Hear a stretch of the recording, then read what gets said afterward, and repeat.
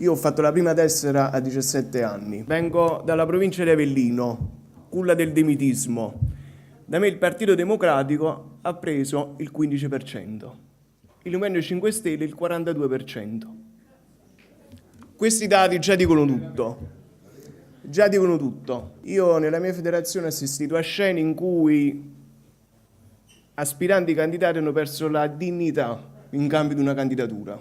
In Irpinia viviamo una situazione paradossale, perché non c'è il partito non esiste. Il partito dell'articolo 49 della Costituzione, in cui i cittadini concorrono con metodo democratico, non c'è, non esiste. Ci sono i signori delle tessere. Se hai un capitale, un imprenditore che ti sostiene, puoi prendere in mano il partito.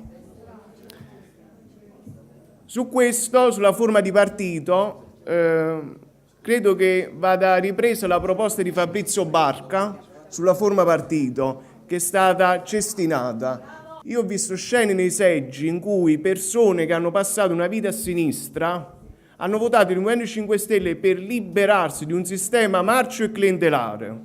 Nel mio collegio la logica del Rosatellum truffaldino ha imposto la candidatura di Giuseppe De Mita. Giuseppe De Mita non era ben visto dal nostro elettorato. De Mita è colui che è andato in televisione ad offendere il Partito Democratico. I militanti del Partito Democratico in Irpinia hanno restituito la tessera. In Irpinia noi ci troviamo di fronte ad una situazione paradossale in cui un padre non paga le bollette per mandare all'università i propri figli e il figlio che si è appena laureato deve accettare un lavoro gratuito, perché quello che conta oggi non è un lavoro retribuito o un diritto in più, bensì aggiungere qualche riga al curriculum. Per me questo non è qualcosa di sinistra e noi in questi anni l'abbiamo avallato. Nel Movimento 5 Stelle noi troviamo un germe che è quello del nostro elettorato, dei nostri dirigenti.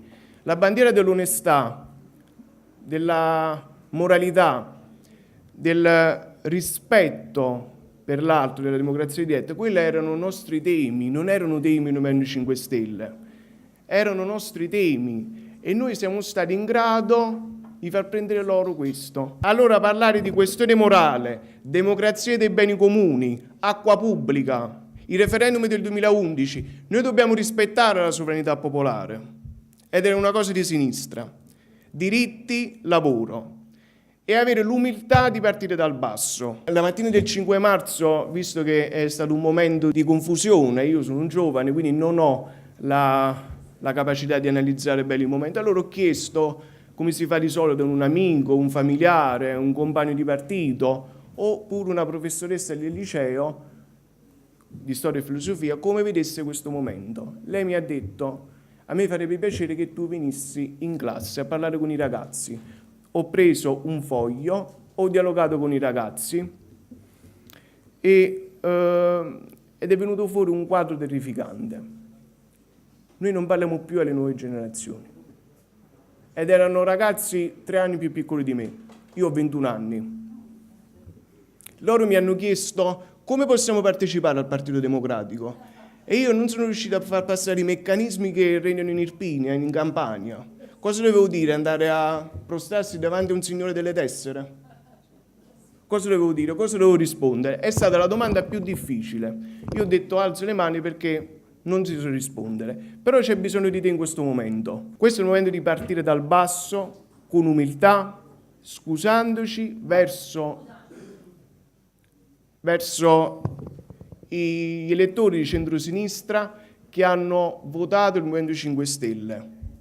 Noi dobbiamo avere la capacità di andare ad intercettarli e non dire che loro non hanno capito la nostra azione. Loro erano più avanti di noi e i risultati lo dimostrano. Grazie.